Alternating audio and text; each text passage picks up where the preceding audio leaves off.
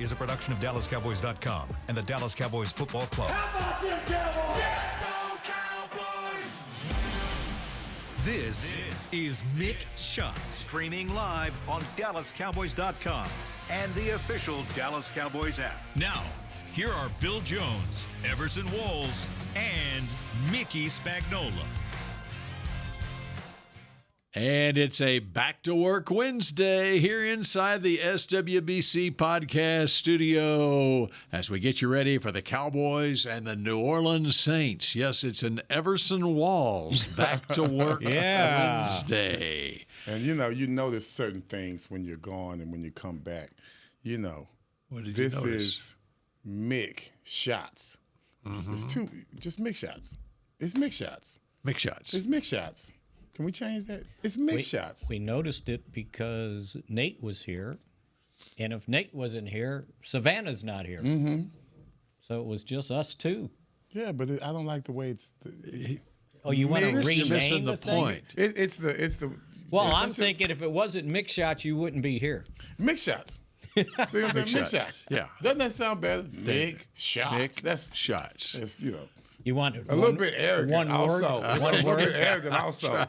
Mick Shot. It's like Mick Shots. I didn't name it. Okay. Yeah, we're gonna fix that. We're gonna fix You that. need to talk to See, somebody that's what happens higher when you than leave me. and you come back. You're like, things are different. Yeah. And that's the kind of off-the-walls comments you'll get from Everson Walls on Mick Shots. Mick Shots. All right, they're not football players on a football field just yet, but at 12:10 there will be football players on a football field. 12:10. And Mike McCarthy just had his press conference, and everyone is awaiting the word on the Pro Bowl tight end. And will he play on Sunday against these New Orleans Saints? So breaking news here on Mick Shots. Mick Shots. From Mickey Spagnola. What the coach say? He's on the return to play rehab group, which means that they'll see how it goes and that he feels good. And I would like to know the percentage between sprained MCL and bone bruise. Because I'm thinking you can maybe play through the bone bruise, but if your MCL is sprained, That's a tough one. That's a tough one to say, okay, I'm going to cowboy up and play because it hurts your lateral movement. So we'll see how it goes. He could possibly block. I mean, but to run routes and to be more, it's tough. Yeah. So I would imagine the idea is going to be try to get him to Sunday. Don't ask him to do a heck of a lot. Even if he could practice, we'll see what he does today and tomorrow and then kind of judge where it goes. But if not, Luke Schoonmaker, get ready. Brevyn Ford. Spann-Ford. God, is it Spann-Ford or Spann-Ford? I don't know. It's got two ends. It looks ends. like Spann-Ford. Yeah. Did you say Brevyn? Brevyn.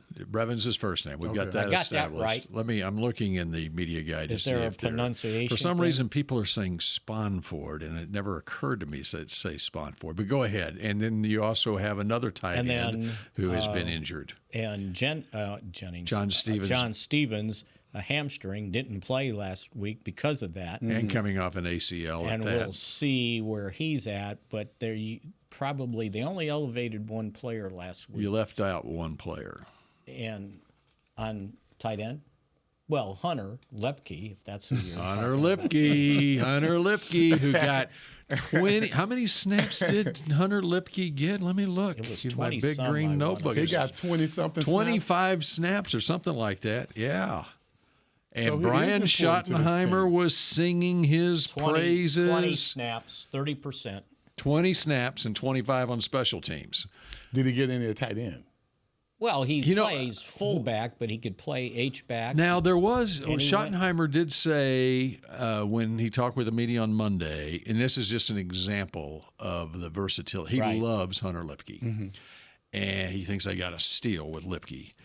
And there was one play in particular in the game against Cleveland where he, because of the injury to Ferguson, got inserted into the game, and he was supposed to do something that he hadn't repped all week, and he did it perfectly. Right. And it was just it was an example of how coachable he is, and just how smart he is. And I can see him playing a role. If Ferguson can't go where they could use him in a role, he doesn't have the traditional tight end size, the length, and that sort of thing that you like in a tight end. But can he run a route?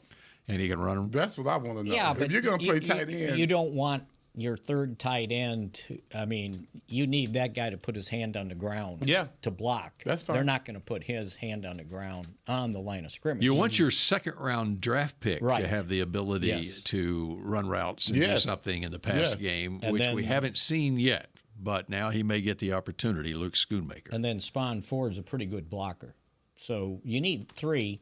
If Fergie can't go, they probably elevate Princeton Font. you need someone Who's that can another run. fullback type. Right, yeah. You need someone that can run a route. Yeah. You got a lot of fullback But types. you don't need your third tight end to run a route. You need a tight end to run a route. Well, so Schoonmaker. whoever that's going to be, they need to run a good route. Schoonmaker.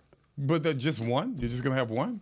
Well, how many tight ends are you going to throw to? You might need two tight ends to run routes. Then Spann-Ford better run a route. And I say that only because I don't want to send someone in with just limited ability. Well, if a guy can run a route, I'd like to see him do that. Well, that's because that gotta would be- open up our playbook. That's got to be John Stevens if he's healthy. Mm-hmm. That'll be the route. Okay, runner. here is from the Brevyn Spann-Ford bio at Minnesota. Okay, because he would be the guy that has the traditional, he's healthy, traditional tight end size. And so what did he do at Minnesota in his 13 seasons at Minnesota? How many? 6 seasons, actually. 2018 through 23. Wait a minute. What? Reliable pass catcher and a proven run blocker in his collegiate career. Recorded 95 career receptions for 1,000 yards and 7 touchdowns. Why do you think this guy wasn't drafted? That's a very good question.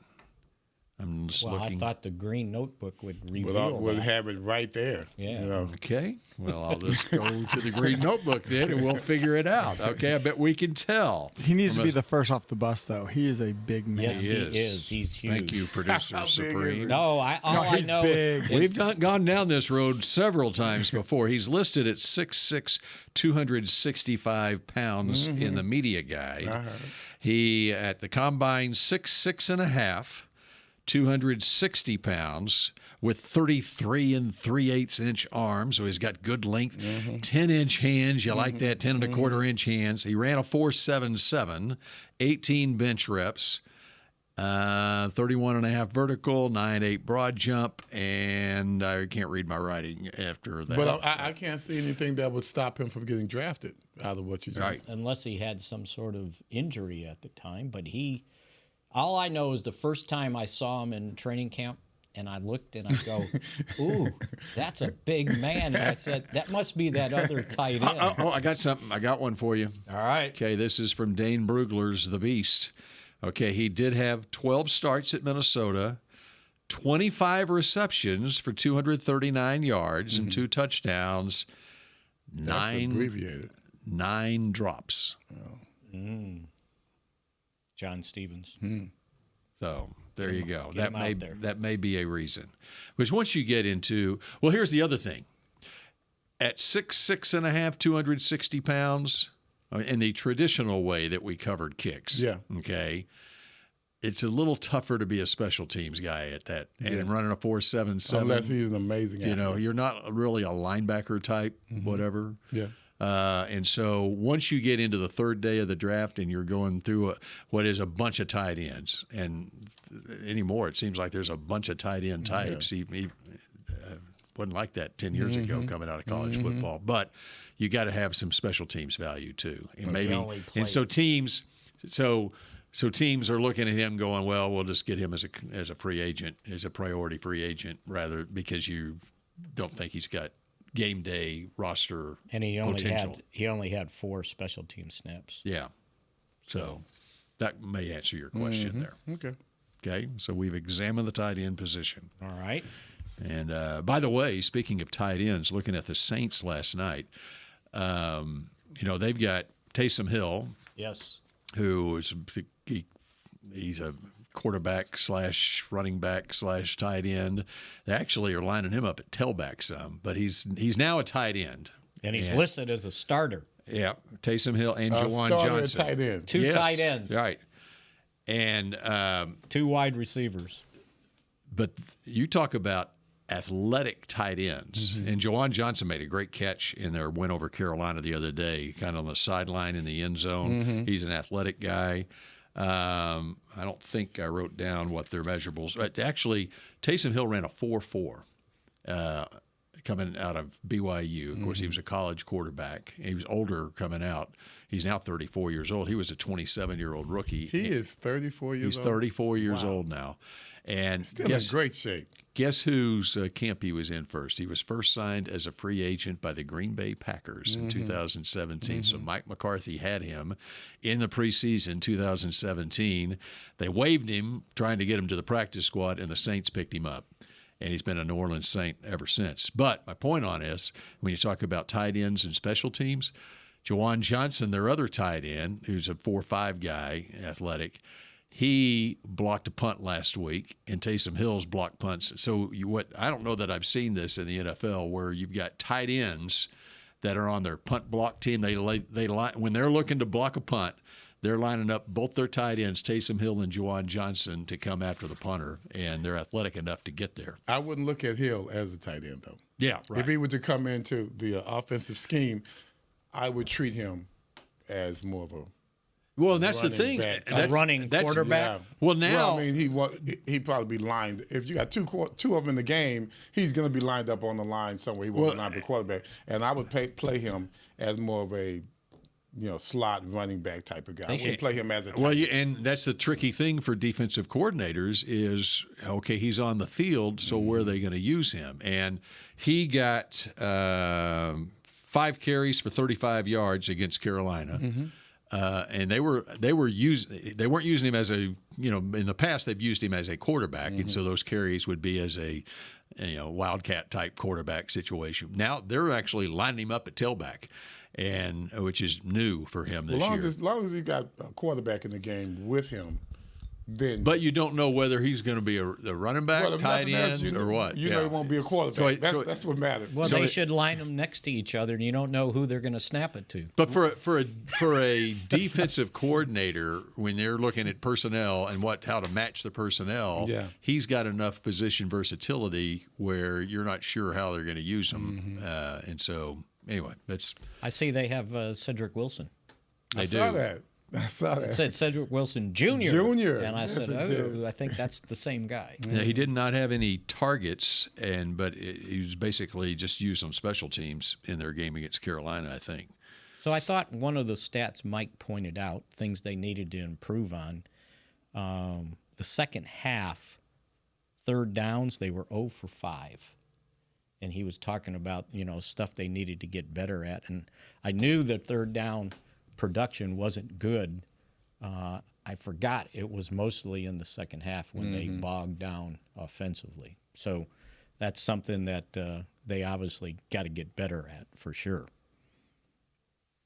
Another note, he said he learned a lot about coaching quarterbacks in 1989 from Paul Hackett. So he owes Jerry Jones that knowledge because Paul Hackett was here, and if Jerry didn't buy the team, Hackett would have still been the offensive coordinator here with the Cowboys before he ended up at Pittsburgh. How about that? Yeah, still would have been a disaster. Still would have what? Been a disaster. Oh, all I heard is Astor. I didn't. Yeah, that too. Sure where you were going with that. That too.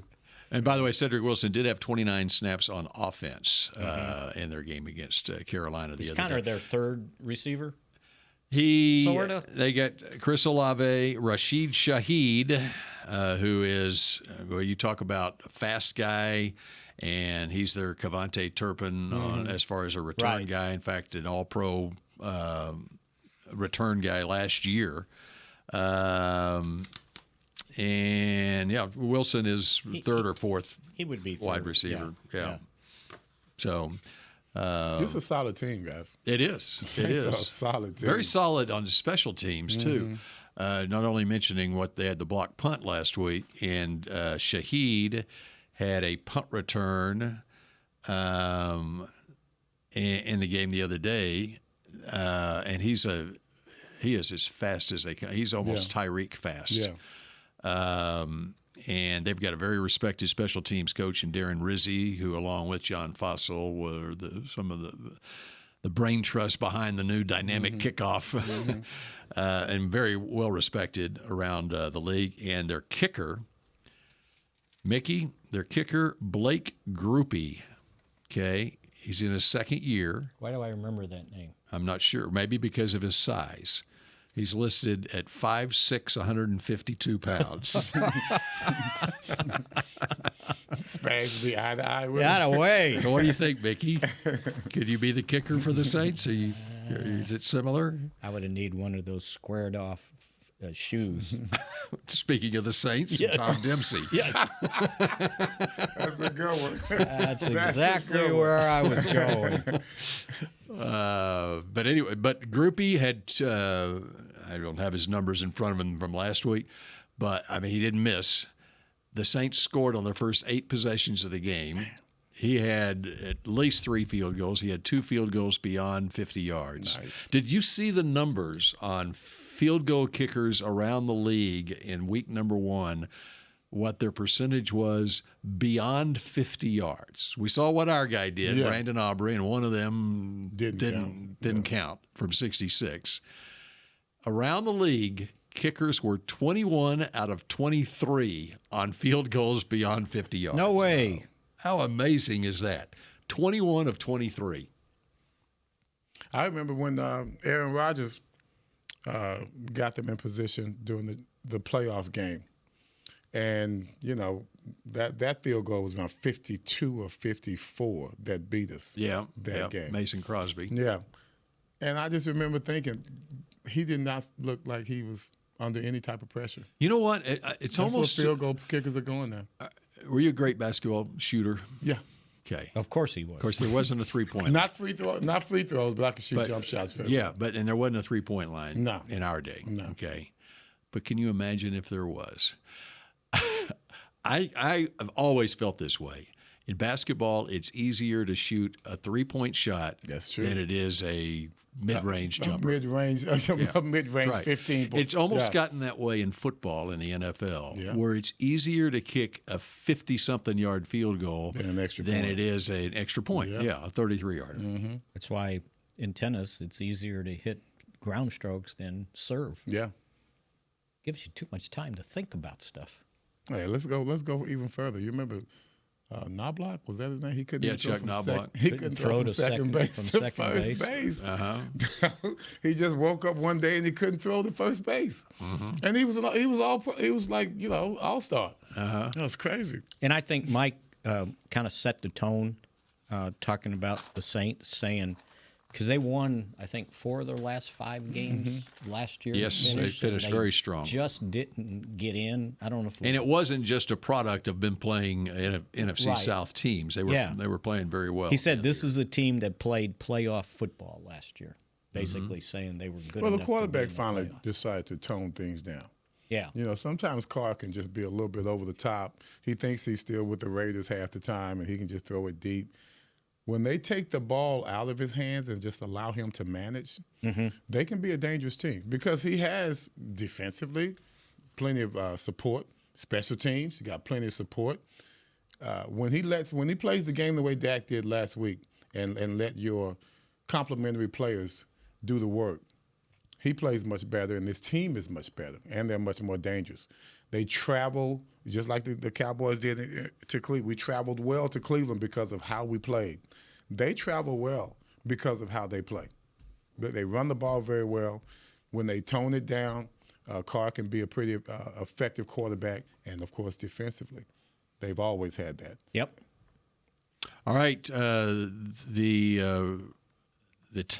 ties between the Cowboys and the Saints. Let's get into that. Put your thinking cap on, Mickey. I probably find it right in one of these releases. The ties between the Cowboys and the Saints. All right. That when we come back on Mick Shots in just a moment. Miller Lite is brewed with great taste and only great taste. The Miller Brewing Company would like to issue a correction. Miller Lite is brewed to be less filling. What are you doing here? Miller Lite tastes great. Look, I'm just reading the script. It says less filling. That's not what my script says. Well, mine says... We'd like to apologize for the previous announcers. Miller Lite is in fact less filling and tastes great. Time to shine, legal guy. Celebrate responsibly. Milwaukee, Wisconsin. Beer. 96 calories and 3.2 grams carbs per 12 ounces. Fewer calories and carbs than premium regular beer. Fall is here, and that means football is back, bringing all the delicious game day foods with it. As you prep for all the big games, tailgates, and watch parties, let Yo Quiero be your one-stop destination for all things home gating. Yo Quiero's fresh, flavorful, ready-to-serve guacamole, made with real Hass avocados, will score taste bud touchdowns as you cheer on the Cowboys. Yo Quiero's wide range of mouth-watering and versatile products can be found in your local grocery store's produce or deli section. Grab some today. The Medal of Honor is our country's highest military award for valor in combat. More than 40 million individuals have served in the armed forces since the Civil War. Fewer than 4,000 have received the Medal of Honor. The National Medal of Honor Museum will be a place to preserve these legacies and inspire America. It's being built right next door to the Dallas Cowboys in Texas. Help us honor our country's greatest heroes. Learn more and get involved at mohmuseum.org. I'm Dak Prescott, quarterback of the Dallas Cowboys. And they snap it to Prescott, who looks right. It's not there. He escapes left. He'll run for a first down. Just like football, when it comes to crypto, it's important to have a team you can trust.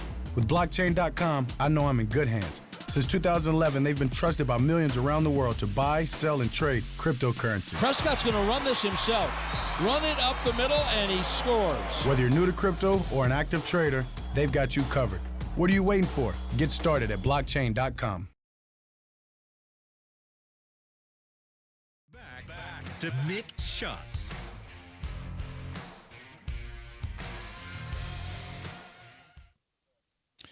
The Texas A&M Aggies and Arkansas Razorbacks return to AT&T Stadium on September 28th in the Southwest Classic. Don't miss your chance to catch this highly anticipated annual matchup. Tickets are now on sale at SeatGeek.com, the official ticketing partner of AT&T Stadium. The spot whisperer, Everson Walls. I read better when I tone it down. I like it. Yeah, I like it. yeah. Sounds sexy. Well, I don't know about that part.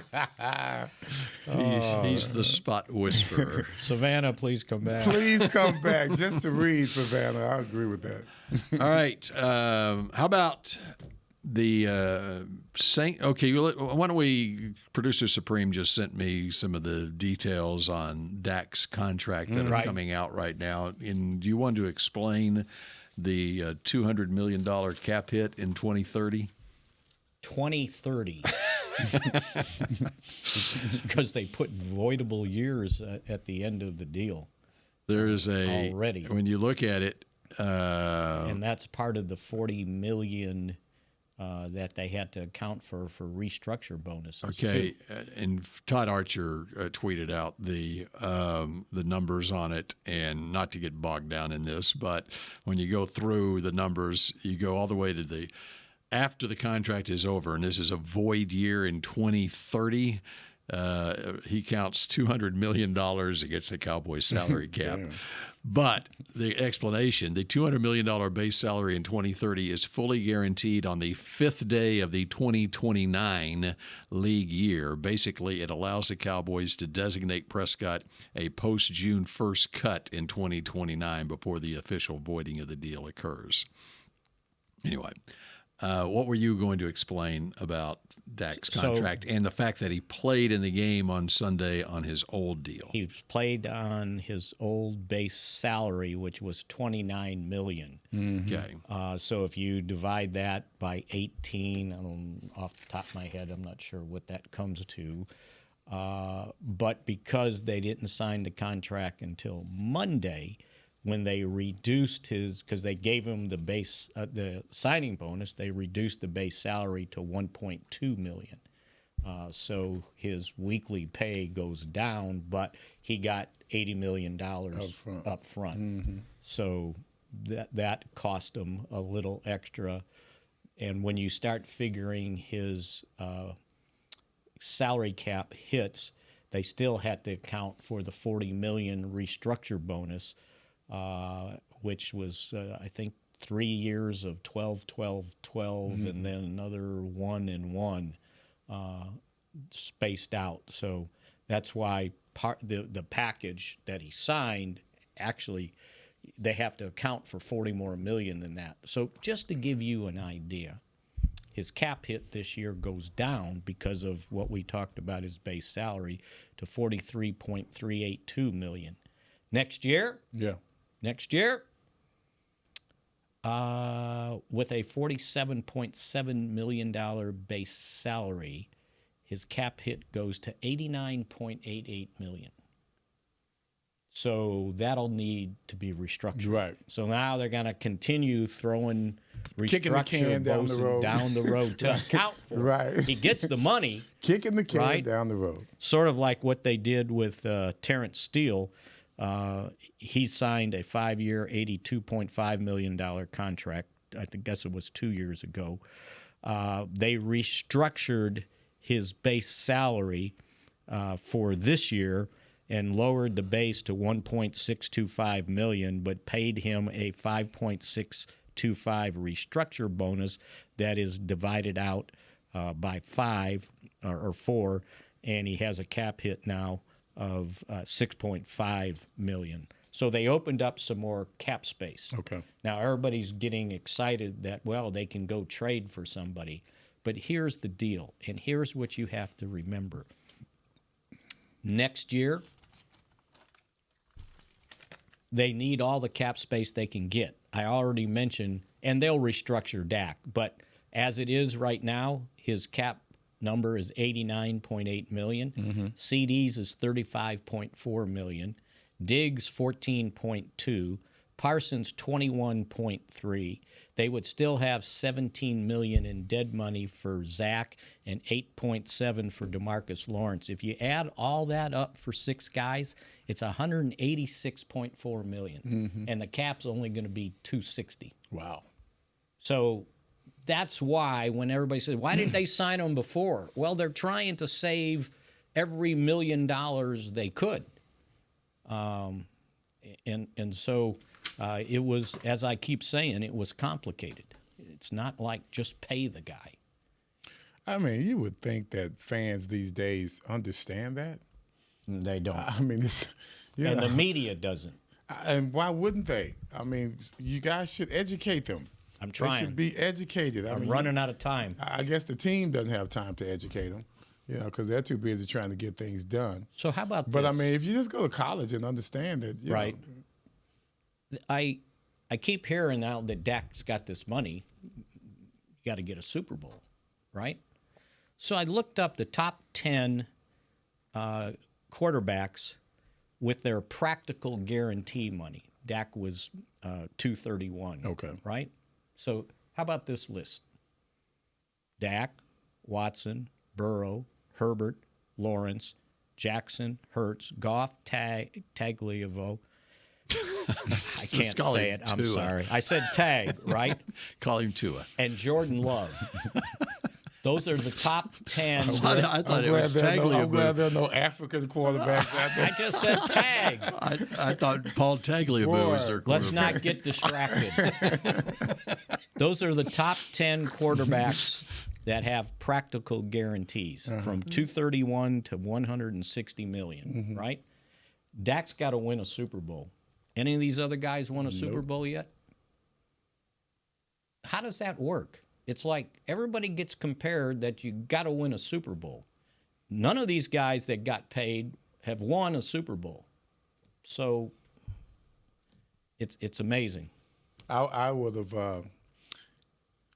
I wouldn't like to see it, but I'm pretty sure it would have been very interesting if the Cowboys would have lost this game.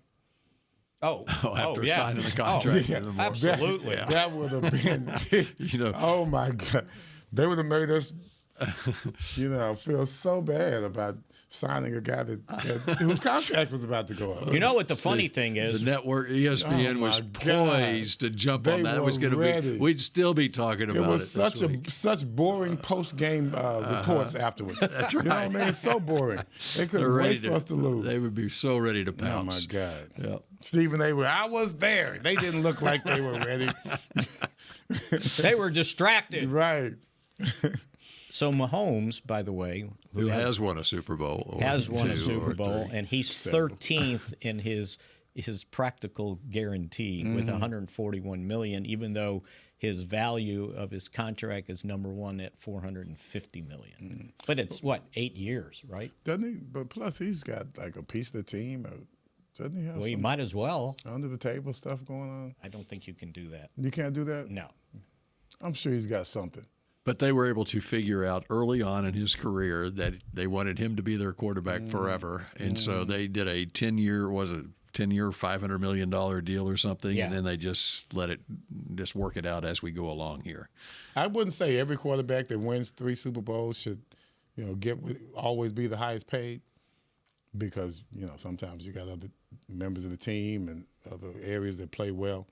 But if I was Patrick Mahomes and the Kansas City Chiefs, he would always be the highest paid player, or at least the highest paid quarterback in the NFL, just based on what he's done and the way he's done it. Which, by the way, before we go to break, did you see the list of 183 players being considered as seniors for the Pro Football Hall of Fame? Yep. 183? 183. They expanded the list this year. Oh, because they've got a special committee.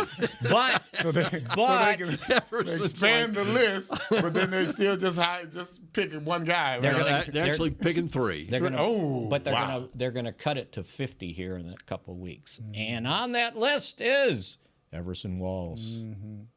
Did you see who else is on the list? Cowboys had 14 guys. I was going to say. Did you see who else who was here in this very room yesterday with us? Nate Newton. Man, let me tell you something. When they start calling out Nate's stuff next to mine, it's embarrassing. It really is. This guy got 6 Pro Bowls. I know. He got 6 Pro Bowls. And for him not to be considered, first of all, your dude up here, man, he should be in the Ring of Honor. He should already be in the Ring of Honor. Let me give you the names.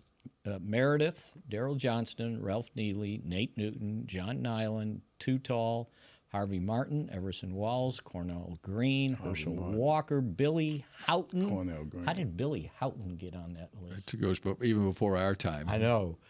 George Andre and Leroy Jordan. So I got. By the way, Leroy Jordan doesn't get enough. Yes. Praise. Played 13 years. Everson, Nate, Harvey. Harvey, man. Cornell Green was really Cornell good. Green, yeah, all-pro safety and corner. Right. How many people do that? Right. I mean, that's some not Darren Woodson, but that's some Woodson stuff. It's some. So what's the? Rod Woodson. These guys had to play at least 25 years ago. So Woody's still got a couple years left. Nate does not. Nate does not. Who does? Nate? No, he's part of this seniors. Yeah, okay. Because his last year would have been 98 in Carolina. And, of course, Harvey. And I feel like I need to run to the defense of Billy Houghton since you just threw him under the bus. I didn't throw him under the bus. Oh, you just said. I just didn't know much Billy about Houghton get on hell this is he list? doing on this list? Yeah. What the hell? Why is he on it? He was a 4-time Pro Bowler. In fact, according to Wikipedia, he is 90. Wow, he's 94 years old and still going strong. Nice. Apparently, Billy Houghton kicks Spags' ass. Yeah, that's right. Out of Plainview, Texas, out in West Texas, born in Littlefield, Texas, and he played for the Packers from 1952 to 58, the Browns in 59, and finished his career with the Cowboys 60 through 63. And he was a 4-time Pro Bowler with the Packers in the 50s. And so that's why you wondered. Yeah. So no. He's in the Green Bay Packers Hall of Fame. Was he a... Had 503 catches in his career. I was going to say he was a receiver. Yes, that's right. So got that right. So there you go. A salute to former Cowboy Billy Houghton. And we continue with more Mick shots in a moment. The Medal of Honor is our country's highest military award for valor in combat. More than 40 million individuals have served in the armed forces since the Civil War. Fewer than 4,000 have received the Medal of Honor. The National Medal of Honor Museum will be a place to preserve these legacies and inspire America. It's being built right next door to the Dallas Cowboys in Texas. Help us honor our country's greatest heroes. Learn more and get involved at mohmuseum.org. Miller Lite is brewed with great taste and only great taste. The Miller Brewing Company would like to issue a correction. Miller Lite is brewed to be less filling. What are you doing here? Miller Lite tastes great. Look, I'm just reading the script. It says less filling. That's not what my script says. Well, mine says... We'd like to apologize for the previous announcers. Miller Lite is in fact less filling and tastes great. Time to shine, legal guy. Celebrate responsibly. Milwaukee, Wisconsin. Beer. 96 cows and 3.2 grams carbs per 12 ounces. Fewer calories and carbs than premium regular beer. Fall is here, and that means football is back, bringing all the delicious game day foods with it.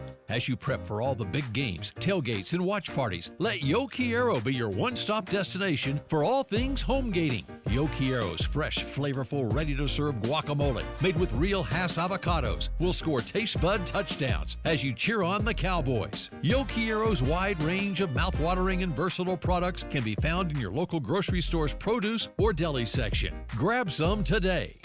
I'm Dak Prescott, quarterback of the Dallas Cowboys. And they snap it to Prescott, who looks right. It's not there. He escapes left. He'll run for a first down. Just like football, when it comes to crypto, it's important to have a team you can trust. With blockchain.com, I know I'm in good hands. Since 2011, they've been trusted by millions around the world to buy, sell, and trade cryptocurrency. Prescott's going to run this himself. Run it up the middle, and he scores. Whether you're new to crypto or an active trader, they've got you covered. What are you waiting for? Get started at blockchain.com. Back to Mick Shots. Step up your game day look with the 2024 Dallas Cowboys Nike Zoom Pegasus running shoes. Discover the ultimate comfort with its responsive cushioning and breathable mesh. Visit a pro shop near you or log on to shop.dallascowboys.com. A Fanatics experience to score yours today. One other note on Billy Houghton, who Mickey Spagnola decided does not belong in the Hall of Fame. and he's since apologized. When he was with the Cowboys in 1963, Billy Houghton became the NFL's all-time receiving leader, breaking Don Hudson's record for career receptions and receiving yards. Wow. So there. How many do you have with the Cowboys of that 503? Well, I'll have to do the math on it. He had 503 receptions for 8,459 yards. With the Cowboys, he had 23 plus 56 is 79, plus 49, which gets you to 148, plus 33, and 181 catches with the Cowboys. That's not bad. That is not bad. 8, 14, 17 touchdowns on some really bad Cowboys teams from 1960 to 63. That's the tough part. Playing well on a bad team. That's right. All right, what else you got on your legal pad before I give you some family ties between the Cowboys and the Saints? I think we're good right now. Okay, you give up with... Oh, I know. So, and I don't know how you want to look at this, but the viewership of the Cowboys season opener at Cleveland, 29.3 million viewers. How does that rank? From what I saw, it was number one because... Well, number one that week, right? That week. Like all Thursday, Chiefs, Ravens, they needed TV and digital to get to 29.2 million. Sunday night, Detroit, L.A., 22.7 million, and Friday night, Eagles, Packers, 14 million. So over the air, it was 29.3 million. And I guess there's still people interested in the Cowboys? I guess so. Now, you weren't listening to the Fox broadcast of the game, right? Or were you? Did you have it from the press box? Were you listening to it? It was fading in and out. I want to get Everson's take on Tom Brady in the booth. And then I listened to the first 3 Did you listen to Tom Brady? No, I couldn't hear the volume. Oh, okay. No, I did not have the volume up. Okay. And your thoughts? I think he's fine. You think he did well? He's fine. Okay. Yeah. Yeah. Just give him time. He'll be fine. I thought he pointed out when I watched the game. I don't like people jumping on him the first game or whatever. Let it play out and we'll see. Well, I mean, there's a lot that goes into it and we're going to get a full. We got 3 games worth of him to start off the season. It's hard to be your best your first time out. Yeah. I mean, and I don't mean that in any way as being critical of anything. That I thought he was fine. You know, I didn't notice him during the game, and so I think that can be a good thing. Comment. That's right. He pointed out a couple things when I rewatched it that I actually was listening. I said, "Oh, that's a good point. I hadn't thought of that." So I thought that was good. That's the first time he did it. I mean, they did a practice on the Cowboys. Apparently, they did 17. They did mock games, 17 of them in a studio to prepare him. But he was out there. He did the Cowboys-Rams preseason game that we did. He was in a booth doing that, and the Chargers had a preseason game the day before. So they knocked out 2 live games in one weekend that week, and so they prepped him, and he's they're little. I think they nitpicked on when he didn't make enough of the 66-yarder. The reaction that I got. Make enough of what? He didn't make enough of the 66-yarder, the field goal. They thought, and then the fact that they. Well, I think they were confused because they heard the whistle, right? And even Aubrey thought they froze him. They called the timeout. Browns had called timeout. But then even when they found out that it could be a potential 71-yarder, I guess. And they said that he didn't show enough enthusiasm about that possibility.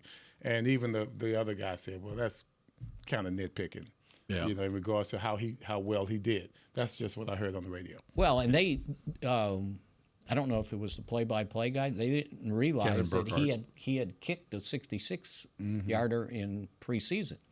Yeah, that was where I was. Knowing that you're doing the Cowboys, I would think that the first 3 games of the season, I would think that you would watch all the Cowboys preseason games. And so, because basically the way I look at it is, it's a national audience, but you are broadcasting to the fans of the 2 teams that are playing in that game. Right. And those fans have watched all those preseason games. And so you need to be on top of everything that's happened here in the last month with these football teams. I mean, this is the one job that you have to do. Especially a 66-yarder. And a 66-yarder, that should have been pointed out that he made a 66-yarder, that precise distance in Las Vegas. You don't have that much information on kickers, but 66-yarder, that is significant enough that you should have been quick on the trigger to. Oh, he's done this before. Right, from that exact same length, which ties the NFL record if it wasn't the preseason. I think it was the same direction too. North to south. That's really nitpicking. It is.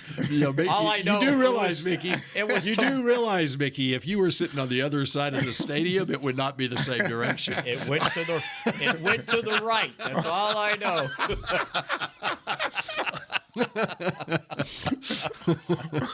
Oh, that's funny. Family ties between the Cowboys and the Saints. You got them? Front office or scouting department? Mickey Loomis and Alex Loomis? Yep, Mickey Loomis is the longtime GM of the Saints going back 25 years. He was with the Saints organization starting in 2000, became the GM in 2002. And his son Alex Loomis, the director of pro scouting for the Cowboys, he's been with the Cowboys for a good 15 years now. Jeff Ireland, who was with the Cowboys during the Parcells, but that's not a family tie. Oh, you want family. The other family tie is Clint Kubiak, the offensive coordinator, and Klein Kubiak, an area scout for the Cowboys, 2 brothers, of course, the sons of Gary Kubiak. And by the way, they have another brother, Clay Kubiak, who is on the coaching staff of the San Francisco 49ers. But that's a big deal with the Saints this year, the hiring of Clint Kubiak as their offensive coordinator, age 37. And last year he was with San Francisco as their pass game coordinator. Isn't that the same system that Carr is accustomed to? Well, and it's he was going back with Kubiak, and of course with his dad, with Gary Kubiak, and you go back to, and so he was with Shanahan there. Yeah. And that goes back to going There all you the way back to with the Broncos, going way back. I heard it's really helped with his comfort zone, with Clark's comfort zone. That's right. And so, and you could point out that Mike got his first offensive coordinator job with the Saints, right? That Mike did. McCarthy. Oh, yeah. So McCarthy knows Loomis it's Coach well McCarthy from to you. It's Mike to it's Coach McCarthy. Well, the reason I asked Mike is because I was about to make a point about Mike Zimmer. Oh. And how interesting is this? Last week, Zimmer is going up against a head coach in Kevin Stefanski, who is on his staff as the offensive coordinator with the Minnesota Vikings. And now, second game of the year, he's going up against Clint Kubiak, who was on Mike Zimmer's staff at Minnesota in 2019 through 21. He was the offensive coordinator with the Vikings. So the first two games of the year for Mike Zimmer with the Cowboys, he's going up against his former offensive coordinators in Minnesota. Yeah, we had potential connection. I had potential connection with the Saints. I almost went there. Yeah. If it wasn't the Cowboys, that would have been my second choice. They wanted to sign you? Mm-hmm. Saints in Buffalo. And you know I wasn't going up to Buffalo. There's no way I was going up there. Well, those were pretty lean years for the Saints. After that, if you recall, they signed Ricky Jackson, Hall of Fame. And they had like the number one defense, especially the number one linebacker core in the NFL throughout the 80s. So Ricky Jackson. Mills. Was Mills there already? Not already. In the 80s? Not it was late, in the 80s, right? Yeah, in the 80s, but not when I came out. Sam Wills, yeah. And they had the other one, number 56 on the other side. Heck of a linebacker as well. I called him Shaba because he looked like Shaba Ranks. And the reason that you decided on Dallas instead of New Orleans is because of the money. No.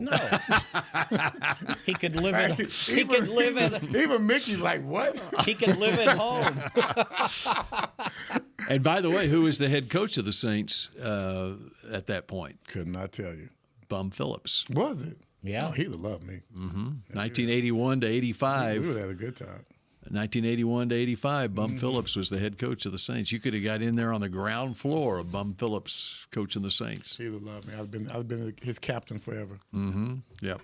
So McCarthy was there when the Saints won their first playoff game? In the early aughts.